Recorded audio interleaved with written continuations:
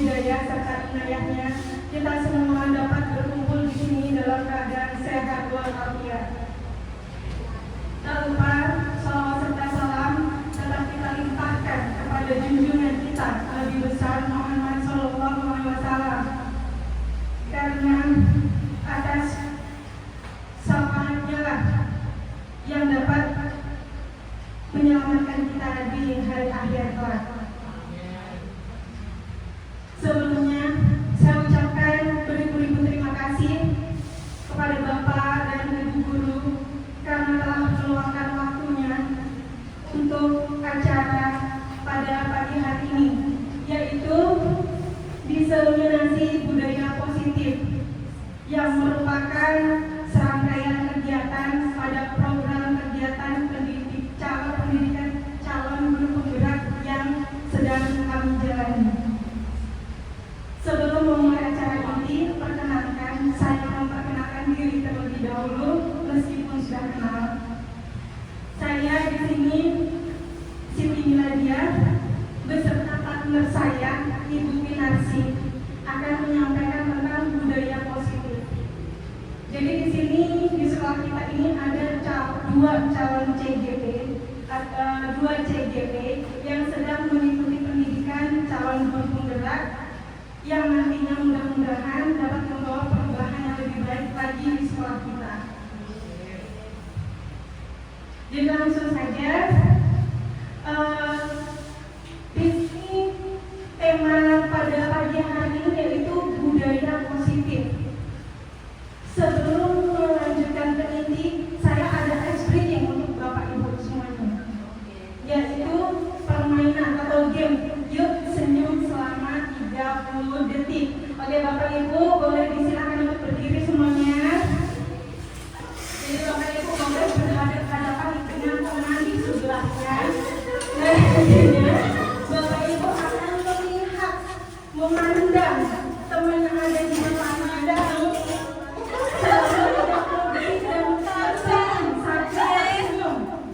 Boleh dilihat matanya ya Bapak Ibu ya, jangan mulutnya. Kalau mulutnya nanti malah ketawa betulan.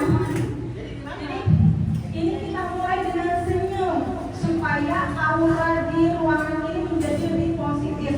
Oke, boleh dimulai saling memandang dan sambil tersenyum. Kalau boleh senyumnya seperti gambar yang ada di sini, senyumnya yang besar-besar.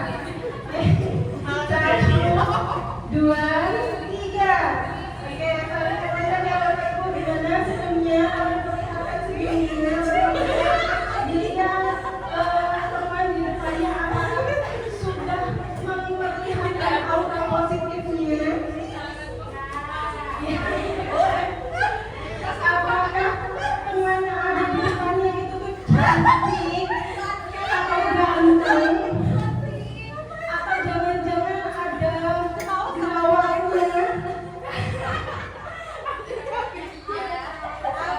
Ya, sudah 20 detik ya Bapak Ibu. Masih ada 10 detik lagi. Saling pandang ya Ibu. Itulah tetangga yang itu suka gangguin. Ya, ya, cukup sekian. Mulai satu pertanyaan Bapak Ibu. Bagaimana?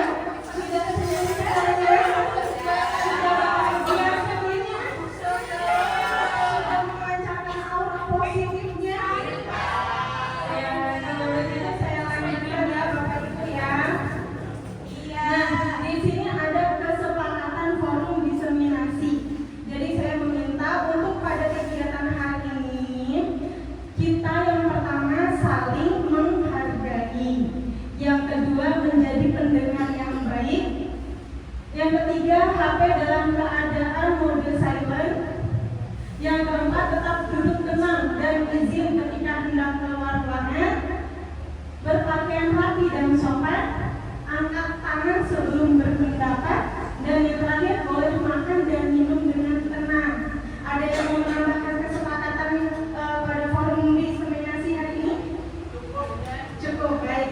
Berarti ini kita sepakati sama-sama untuk keyakinan kita mengikuti diseminasi pada kegiatan ini ya.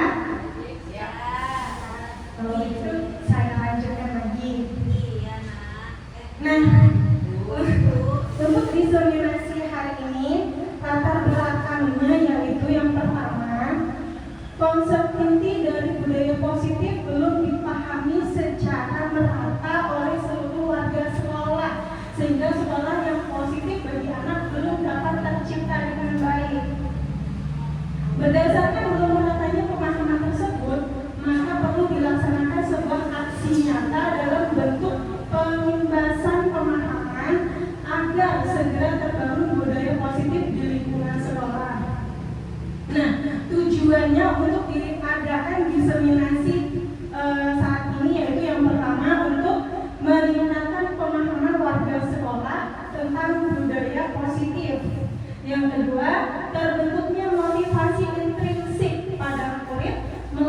penguatan keyakinan sekolah atau kelas.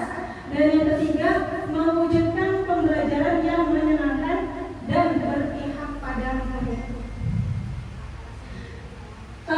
Salah satu tanggung jawab seorang guru adalah bagaimana menciptakan suatu lingkungan positif yang terdiri dari warga sekolah yang saling mendukung, saling belajar, saling bekerja sama, sehingga tercipta kebiasaan-kebiasaan baik. Dari kebiasaan-kebiasaan baik akan tumbuh menjadi karakter-karakter baik pada sekolah, dan pada akhirnya karakter-karakter dari kebiasaan-kebiasaan baik akan membentuk sebuah budaya positif. Nah, budaya positif dari tadi saya bilang apa budaya positif itu apa sih sebenarnya?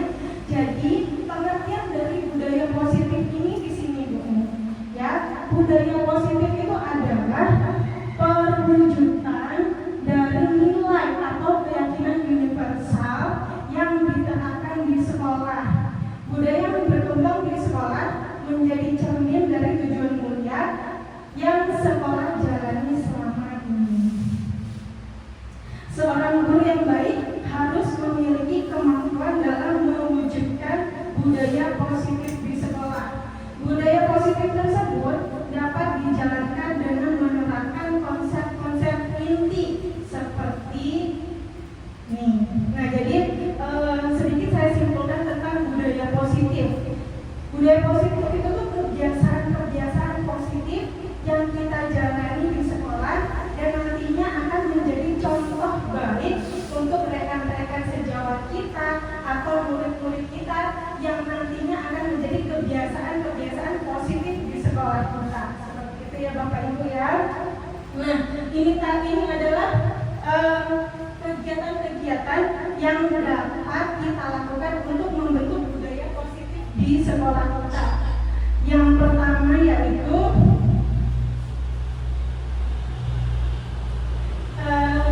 disiplin positif. Yang kedua, teori motivasi perilaku manusia. Yang ketiga, keyakinan sekolah atau kelas. Yang keempat, kebutuhan dasar manusia. Yang kelima, posisi kontrol. Dan yang keenam, segitiga restitusi. Kita ke bagian yang pertama tentang disiplin positif. Disiplin positif. Pasti Bapak Ibu sering sekali mendengar kata-kata disiplin, ya kan? Kira-kira menurut Bapak Ibu disiplin itu tuh seperti apa sih? Ada yang tahu disiplin itu seperti apa? Menaati peraturan. Menaati peraturan. Lalu Ibu Sunusa? Melaksanakan aturan ya, atau kesepakatan yang telah disepakati bersama. Ya, dari Bu Oda tadi ada menaati peraturan disiplin itu. Lalu Bu Sunusa melaksanakan kesepakatan yang telah disepakati bersama. Oke. Nah, ini menarik nih. Berarti kita semua sebenarnya masih banyak yang mensalahartikan disiplin itu yang seperti apa. Jadi nanti saya jelaskan satu persatu ya, Bapak Ibu ya. Nah, ini saya perkenalkan dulu ilusi-ilusi sebelum saya menjelaskan tentang disiplin itu tuh sebenarnya seperti apa. Di sini ada Dr. William Glasser dalam kontrol teori yang kemudian hari berkembang dan dinamakan choice theory, meluruskan beberapa miskonsepsi tentang makna kontrol. Coba sekarang Bapak Ibu, saya mempunyai sedikit gaming dengan teman sebelahnya. Misalkan ada yang menjadi A dan ada yang menjadi B dengan teman sebelahnya ya Bu ya. Yang A itu perumpamaan Bapak Ibu itu mempunyai sebuah rahasia atau mempunyai sesuatu yang sangat berharga yang Ibu genggam, yang jangan sampai orang ini tuh merebutnya atau jangan sampai orang ini tuh tahu rahasia kita. Terus yang B itu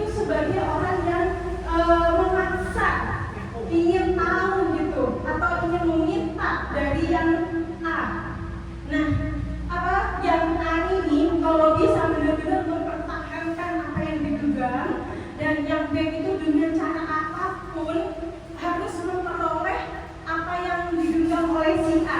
Jadi saling mempertahankan. Ayo coba mungkin yang deretan sini sebagai A, yang deretan sebelah sini A, yang sini B, gitu.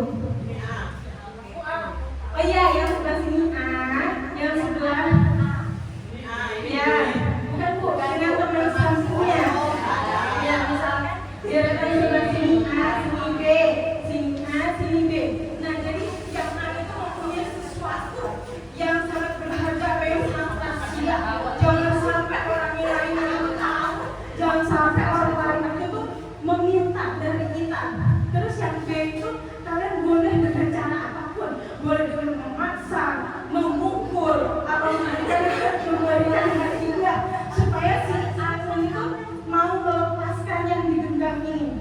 Berarti kayak polisi makin terus. Ya, jadi saling mempertahankan kemauannya masing-masing.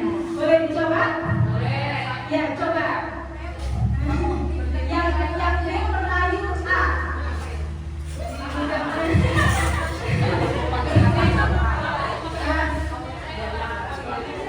Boleh merayu, boleh memberikan hadiah, boleh memukul supaya si A itu mendapatkan apa yang diinginkan. Dan sebenarnya ada rahasia yang besar.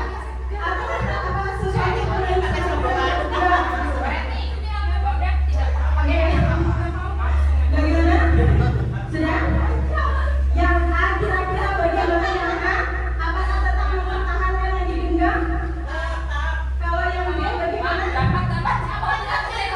Dapat? Oh, ada yang dapat, ada yang tidak ya?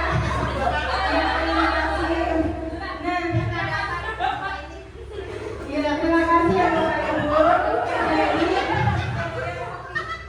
ya terima kasih ya Bapak Ibu. Jadi, yang digenggam itu tadi adalah sebuah ilusi tentang guru mengontrol muridnya.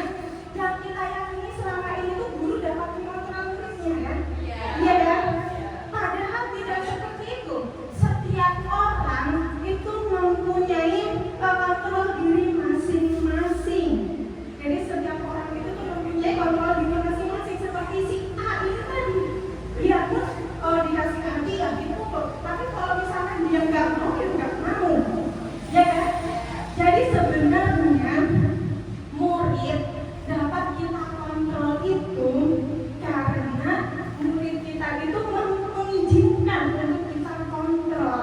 Seperti itu, kayak misalkan besok kalian harus memakai baju seragam putih dan merah. Terus kalian harus lengkap nih semuanya karena besok mau upacara. Sebenarnya semua orang itu tuh mempunyai kontrol diri masing-masing. Kayak misalkan apa itu kan bukan styleku, aku nggak mau. Tapi karena si murid ini mau dikontrol, mengizinkan untuk dikontrol oleh gurunya, makanya mereka mengikuti apa yang kita mau. Seperti itu. Lanjut, ilusi bahwa semua penguatan positif efektif dan bermanfaat. Penguatan positif. Kita seringkali memberikan nasihat-nasihat kepada murid kita. Benar Bapak Ibu? Nasihat-nasihat. Tapi nasihat-nasihat seperti apa yang kita berikan itu sebenarnya hanya sebuah ilusi bahwa murid itu tuh akan selalu mengikuti nasihat kita. Karena mereka itu tuh mempunyai keinginannya mereka sendiri atau mempunyai kontrol mereka sendiri. Jadi nasihat positif yang kita berikan itu pasti tidak akan bertahan lama. Seperti itu. Mungkin hari ini mau mengikuti nasihat kita, tapi karena tidak sesuai dengan kepribadian mereka, pasti tidak akan bertahan lama. Dan selanjutnya, ilusi bahwa kritik dan membuat orang merasa bersalah dapat menguatkan karakter. Ini contohnya. Kok nggak mengerjakan sih? Nanti kayak apa kalian nggak kayak apa? Misalkan begini, jangan ribut dong. Kalau kalian ribut aku nggak kasihan sama ibu dari tadi teriak terus. Membuat murid merasa bersalah atau tidak? Iya. Tapi ini yang sering kita lakukan. sebenarnya membuat murid merasa bersalah itu adalah identitas gagal, membentuk murid terang, membuat murid kita itu tuh merasa bersalah, merasa gagal, dan nantinya akan membuat mereka semakin terpuruk. Mereka merasa menjadi seorang yang gagal, menjadi seorang yang salah, dan nantinya yang tadinya murid ini bersemangat karena merasa gagal, karena merasa bersalah, itu membuat mereka semakin terpuruk. Seperti itu Bapak Ibu. Dan lanjut, ilusi bahwa orang dewasa memiliki hak untuk memaksa. Kita sebagai guru ini merasa kita sudah dewasa, atau kita sebagai orang tua ini merasa kita sudah dewasa, dan makanya kita merasa kalau anak-anak kita ini pasti patuh kan sama kita. Ya kan Bapak Ibu? Ya. Sebenarnya tidak, karena seperti yang saya jelaskan tadi, semua makhluk hidup, semua anak-anak itu mempunyai kontrol diri mereka masing-masing. Nah, itu sedikit penjelasan tentang ilusi-ilusi yang selama ini kita anggap benar, seperti ya. Nah, nanti akan saya jelaskan tentang disiplin. Lanjut lagi Bapak Ibu. Nah, di sini ada pendapat menurut Ki Hajar Dewantara tentang disiplin. Beliau mengatakan, di mana ada kemerdekaan, disitulah harus ada disiplin yang kuat. Sungguh pun disiplin itu bersifat self-disiplin, yaitu kita sendiri yang mewajibkan kita dengan sekeras-kerasnya. Tetapi itu sama saja, sebab jikalau kita tidak cepat melakukan self-disiplin, wajiblah penguasa lain mendisiplinkan kita. Dan peraturan demikian itulah harus ada di dalam suasana yang merdeka. Nah, di situ Ki Hajar Dewantara menyatakan bahwa untuk mencapai kemerdekaan atau dalam konteks pendidikan kita saat ini, untuk menciptakan murid yang merdeka, syarat utamanya adalah harus ada disiplin yang kuat. Disiplin yang dimaksud adalah disiplin diri yang memiliki motivasi internal. Jika kita tidak memiliki motivasi internal, maka kita memerlukan pihak lain untuk mendisiplinkan kita, atau motivasi eksternal, karena berasal dari luar, bukan dari dalam diri kita. Nah, itu tadilah sedikit makna disiplin. Jadi yang tadi disebutkan Bu Oda dan Bu Semesta, disiplin itu tuh mematuhi peraturan, atau disiplin itu tuh menjalankan kesepakatan. Nah, sebenarnya disiplin itu tuh bukan yang seperti itu.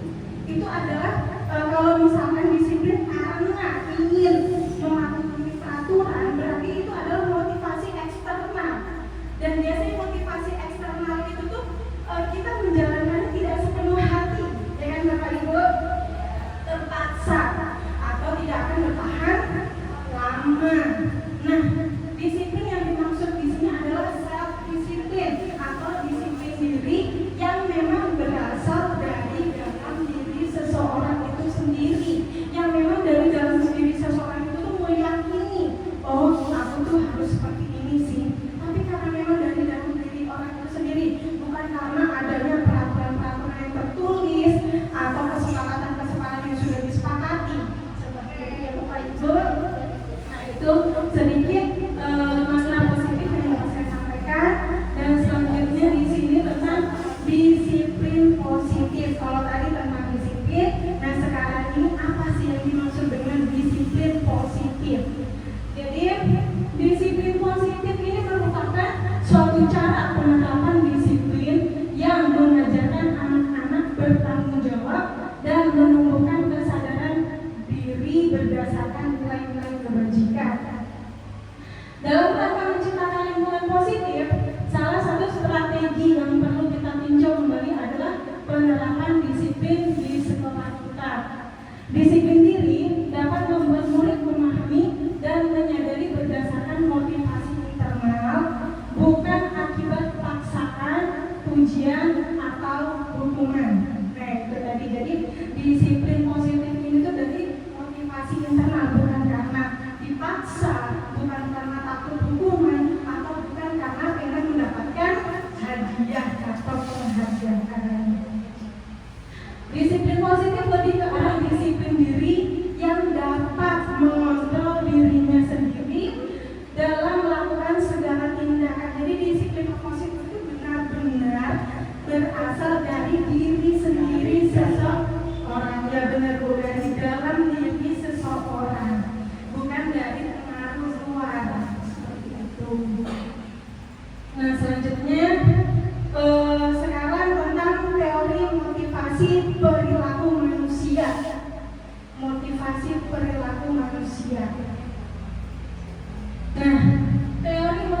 motivasi perilaku manusia dari Diana Lawson dalam bukunya Restructuring School Discipline menyatakan ada 3 motivasi perilaku manusia. Yang pertama, untuk menghindari ketidaknyamanan atau hukuman. Yang kedua, untuk mendapatkan imbalan atau penghargaan dari orang lain. Dan yang ketiga, untuk menjadi orang yang mereka inginkan dan menghargai diri sendiri dengan nilai-nilai yang mereka percayai. Nah, di sini teori tadi itu ada yang motivasi dari eksternal dan ada juga motivasi dari internal. Nah, untuk yang pertama dan yang kedua ini tadi itu adalah motivasi eksternal. Misalkan anak-anak misalkan hari Senin memakai atribut yang lengkap. Mereka menggunakan itu karena takut dihukum berarti di situ untuk menghindari ketidaknyamanan atau hukuman. Nah, itu adalah motivasi eksternal ya, atau yang salah karena mereka menghindari ketidaknyamanan atau hukuman tersebut. Nah, selanjutnya misalkan anak-anak mengerjakan tugas tepat waktu karena diiming-imingi oleh gurunya. Besok yang mengerjakan tugas akan ibu kasih permen. Nah, seperti itu. Terus yang lain pada rajin tuh, iya kerjakan aja tugasnya, besok yang dikasih sama Bu Mila permen, dikasih Bu Mila permen. Berarti motivasi dia mengerjakan tugas atau PR itu karena apa? Karena dia mendapatkan imbalan. Nah, kedua motivasi ini merupakan motivasi eksternal, pengaruh dari luar yang bukan dari diri mereka sendiri. Nah, terus yang ketiga ini adalah motivasi internal, yaitu untuk menjadi orang yang mereka inginkan dan menghargai diri sendiri dengan nilai-nilai yang mereka percaya. Misalkan besok aku berangkat sekolah aja deh pagi-pagi biar gak telat, soalnya aku kan pengen menjadi anak yang disiplin gitu. Nah, itulah baru motivasi internal yang mereka yakini jadi mereka dari diri mereka sendiri. Dan Bapak Ibu, yang paling penting kita itu bisa mengajarkan murid-murid kita agar mereka dapat menjalani budaya-budaya positif di sekolah itu sesuai dengan keyakinan mereka masing-masing atau sesuai dengan motivasi diri mereka sendiri, bukan karena penghargaan atau hukuman. Selanjutnya, nah di sini ada perbedaan hukuman, konsekuensi dan restitusi. Di sini hukuman itu bersifat tidak terencana atau tiba-tiba. Anak atau murid tidak tahu apa yang akan terjadi dan tidak dilibatkan. Hukuman bersifat satu arah dari pihak guru yang memberikan dan murid hanya menerima suatu hukuman tanpa melalui suatu kesepakatan atau pengarahan dari pihak guru baik sebelum atau sesudahnya. Hukuman yang diberikan biasanya berupa fisik maupun psikis. Murid atau anak disakiti oleh suatu perbuatan atau kata-kata, sementara disiplin dalam membentuk konsekuensi sudah terencana untuk disepakati, sudah dibahas dan disetujui oleh murid dan guru. Umumnya bentuk-bentuk konsekuensi yang akan diterima bila ada pelanggaran. Pada konsekuensi murid tetap dibuat tidak nyaman untuk jangka waktu pendek. Nah, itulah perbedaan hukuman dan konsekuensi. Untuk restitusi nanti akan saya jelaskan di akhir-akhir. Jadi kalau hukuman itu tuh sesuatu yang belum disepakati. Jadi langsung misalkan kayak di sekolah kita ini kan harus menggunakan sepatu hitam. Tiba-tiba Bu Mami melihat muridnya menggunakan sepatu warna putih. Lalu Bu Mami bilang, loh ini kenapa kok sepatunya warna putih? Kan peraturan di sekolah kita ini sepatunya harus berwarna hitam. Sekarang Ibu suruh kamu untuk melepaskan sepatunya. Jadi dari pagi sampai siang kamu tidak boleh menggunakan sepatu di sekolah ini. Nah,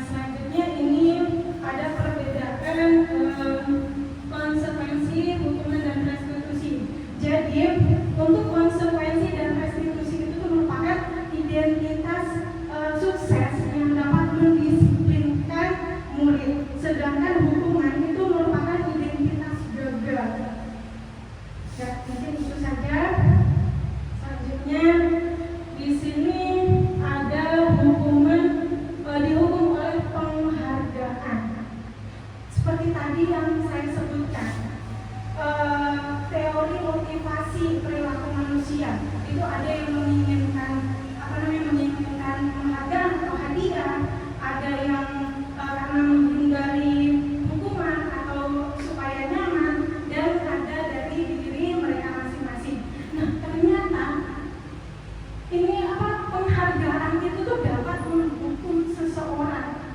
Kenapa kok seperti itu? Jadi menurut Alfikon, saat kita berulang kali menjanjikan hadiah kepada anak-anak agar berperilaku bertanggung jawab, atau kepada seorang murid agar mempelajari sesuatu yang baru, atau kepada seseorang karyawan agar melakukan pekerjaan yang berkualitas, kita sedang berasumsi mereka tidak dapat melakukannya, atau mereka tidak akan memilih untuk melakukannya. Betul atau tidak, Bapak Ibu?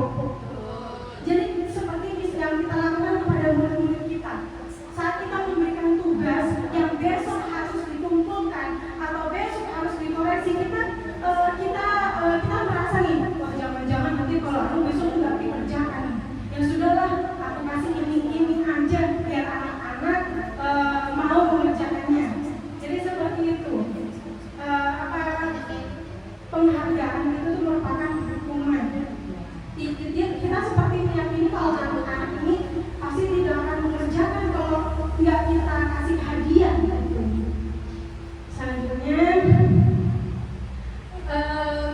Selanjutnya juga mengemukakan beberapa pernyataan dari hasil pengamatannya saat ini tentang tindakan memberikan penghargaan yang nilainya sama dengan menghukum seseorang.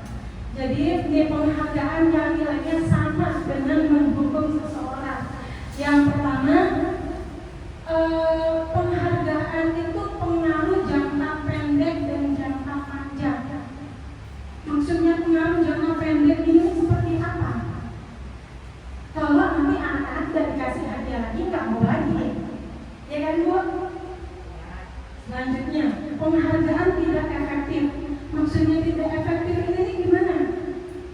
Nanti kalau misalkan yang dikasih pertanyaan ya, nanti yang bisa menjawab dikasih permen.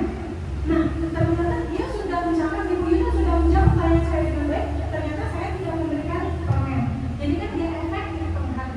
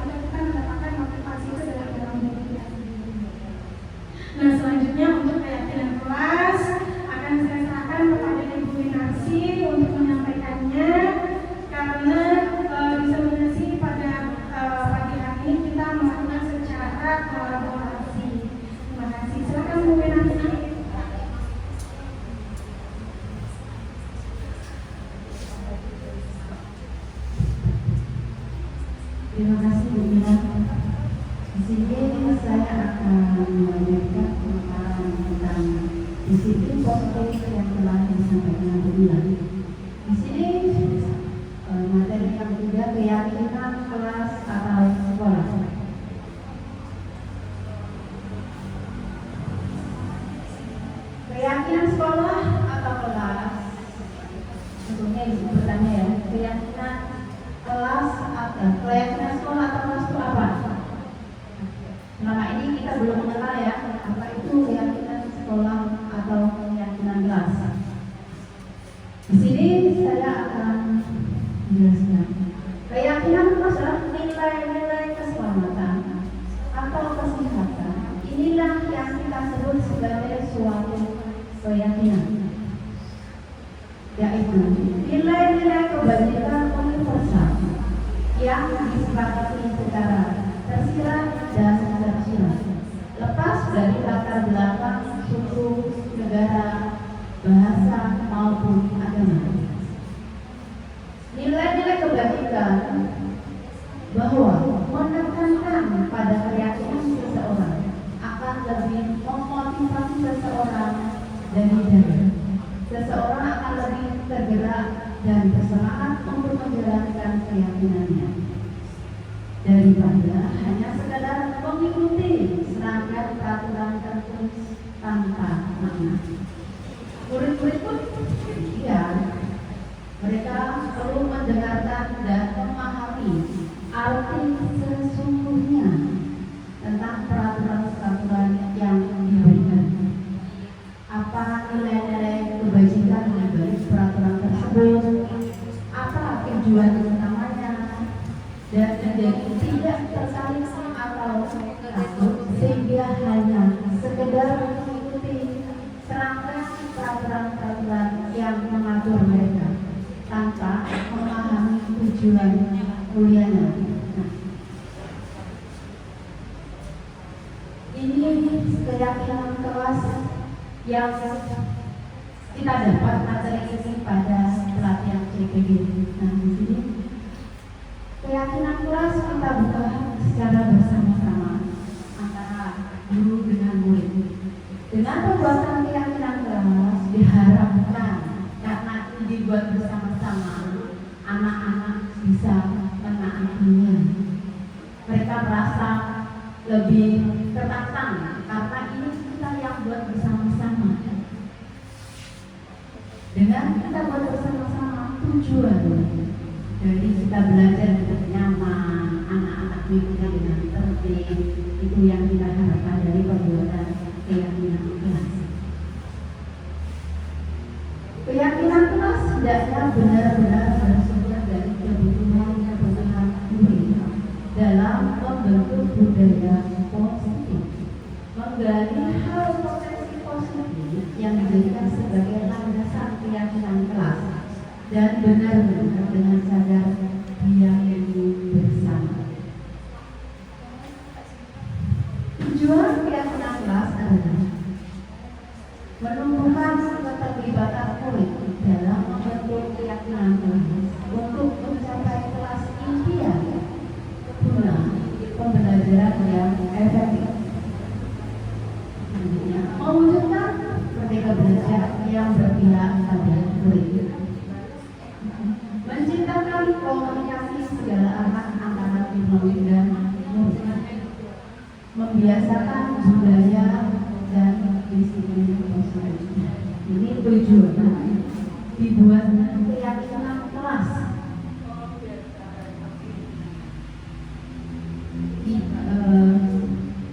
Kita mempunyai impian kelas seperti apa sih yang kita impikan agar pembelajaran itu bisa berjalan dengan lancar, materi dapat tersampaikan. Dengan materi tersampaikan, anak-anak bisa menangkap materi kita. Yang kita harapkan adalah anak-anak mengerti dan pada akhir anak-anak mendapatkan nilai yang baik. Ya tidak Ibu? Itu dengan keyakinan kelas semoga kita dapat mewujudkan